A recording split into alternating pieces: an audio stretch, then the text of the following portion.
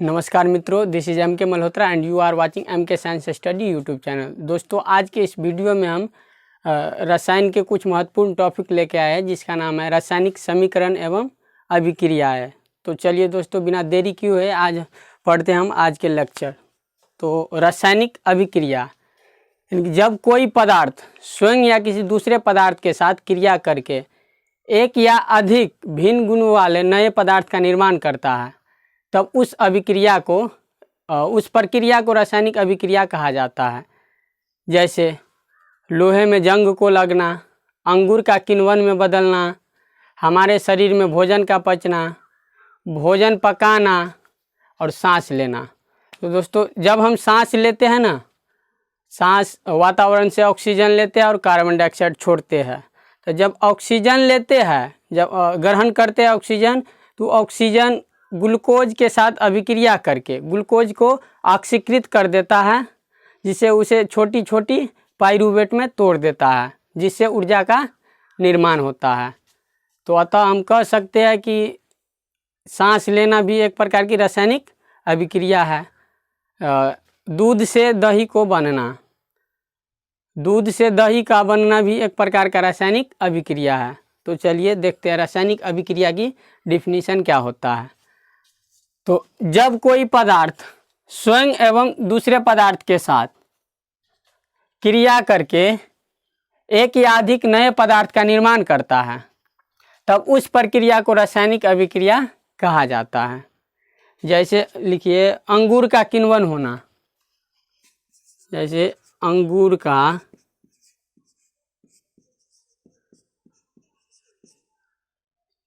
किण्वन होना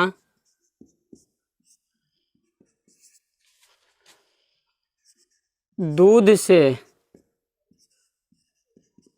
दही ही बनना,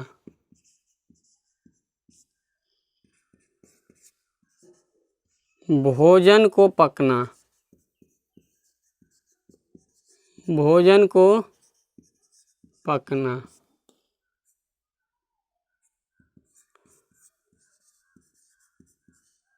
हमारे शरीर में भोजन को पचना, भोजन का पचना, सांस लेना,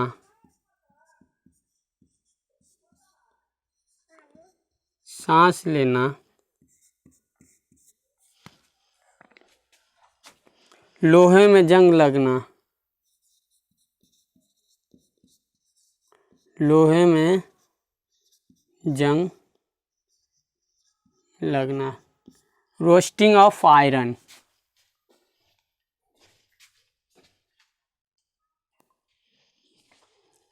चलिए अब इसको एग्जाम्पल से समझते हैं।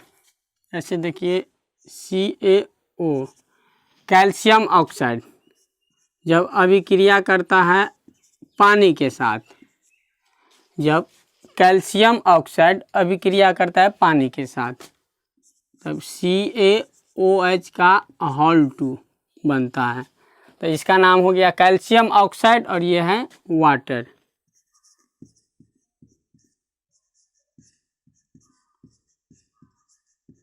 कैल्शियम ऑक्साइड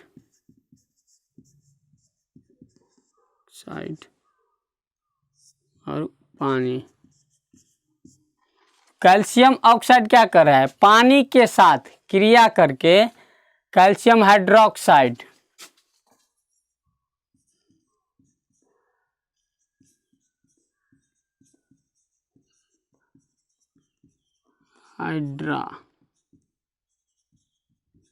ऑक्साइड, कैल्शियम यहाँ पर कैल्शियम ऑक्साइड जल के साथ क्रिया करके कैल्शियम हाइड्रोक्साइड देता है। इस पूरे प्रक्रिया को रासायनिक अभिक्रिया कहा जाता है।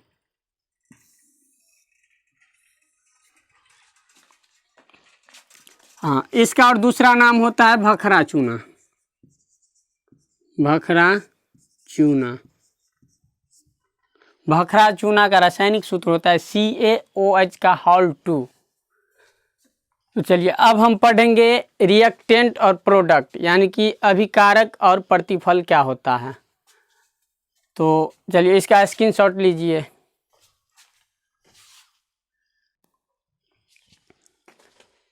चलिए अभिकारक यानी कि वह पदार्थ जो रासायनिक अभिक्रिया में भाग लेता है उसे हम अभिकारक कहते हैं। जैसे इस अभिक्रिया में कैल्शियम ऑक्साइड और पानी ये दोनों पदार्थ अभिक्रिया में भाग लिया है, तो ये दोनों पदार्थ अभिकारक कहलाएगा, अभिकारक। इसके बाद रासायनिक अभिक्रिया के फलस्वरूप बने नए पदार्थ को प्रतिफल कहा जाता है या उत्पाद। रासायनिक अभिक्रिया के फलस्वरूप बने नए पदार्थ को प्रतिफल कहा जाता है। तो कैल्शियम हाइड्रोक्साइड यानी कि भखरा चूना प्रतिफल हो गया, प्रतिफल।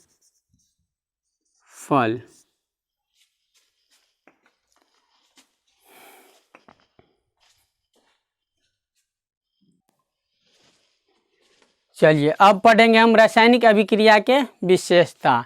तो रासायनिक अभिक्रिया के मुख्यतः 4 विशेषता होती है। जैसे एक में होता है अवस्था में परिवर्तन, अवस्था में परिवर्तन। इसके बाद 2 में होता है रंग में परिवर्तन, रंग में परिवर्तन। इसके बाद होता है ताप में परिवर्तन,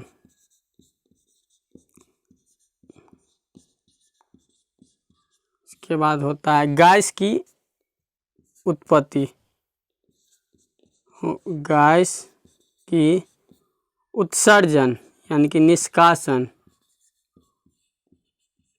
तो ये मुख्यतः 4 रासायनिक अभिक्रिया के विशेषता है। Change in state, change in state, change in colour, change in colour, change in temperature,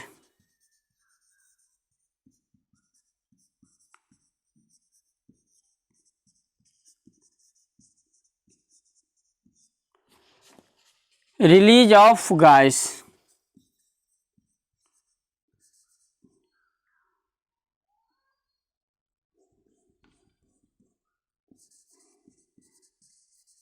release of gas. ये 4 मुख्यतः रासायनिक अभिक्रिया के विशेषताएं हैं। चलिए अब इसको हम एग्जाम्पल के तहत समझते हैं।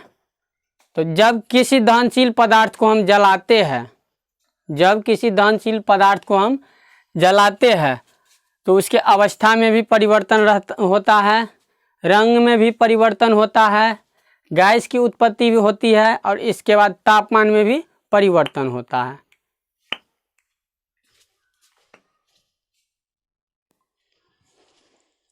चलिए अब हम मूव करते हैं रासायनिक समीकरण के तरफ। तो जब किसी भी रासायनिक अभिक्रिया में भाग लेने वाले पदार्थों के संकेत एवं सूत्रों के संक्षिप्त निरूपण रासायनिक समीकरण कहलाता है। जैसे जिंक जब सल्फ्यूरिक अम्ल के साथ अभिक्रिया करता है तो जिंक सल्फेट एवं हाइड्रोजन गैस का उत्पत्ति होता है। तो जिंक, इसको भाषा में इस तरह लिखेंगे, जिंक जब अभिक्रिया करता है सल्फ्यूरिक अम्ल के साथ, सल्फ्यूरिक अम्ल के साथ, तब जिंक सल्फेट, जिंक सल्फेट और पानी हाइड्रोजन गैस देता है।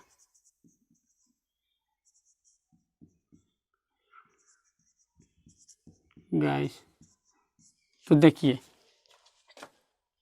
रासायनिक अभिक्रिया हुआ, जब इस अभिक्रिया को जब हम इसके संकेत या सूत्र के रूप में निरूपित करेंगे तो वही रासायनिक समीकरण कहलाता है। तो जिंक Zn+H2SO4 जब अभिक्रिया करेगा तो जिंक सल्फेट और हाइड्रोजन गैस देगा। तो इसको हम कह सकते हैं कि रासायनिक समीकरण है ये। चूँकि जिंक का जो ये Zn सूत्र होता है, रासायनिक सूत्र, तो इसको हम इसके सूत्र के रूप में व्यक्त कर दिए, तो ये वाला कहलाएगा रासायनिक समीकरण। तो चलिए, रासायनिक समीकरण दो प्रकार के होते हैं, संतुलित रासायनिक समीकरण एवं असंतुलित रासायनिक समीकरण। तो संतुलित रासायनिक समीकरण वो है जिसमें दोनों ओर के प्रत्येक तत्वों की परमाणु संख्या बराबर होती है, उसे हम संतुलित रासायनिक समीकरण कहते हैं। और असंतुलित, इस समीकरण में दोनों तरफ के प्रत्येक परमाणुओं की प्रत्येक पदार्थों की परमाणुओं की संख्या अलग अलग होती है, इसे हम असंतुलित रासायनिक समीकरण कहते हैं। तो चलिए दोस्तों, आज के लिए बस इतना ही, मिलते हैं अब दूसरे अगले वीडियो में। तो तब तक के लिए गुड बाय।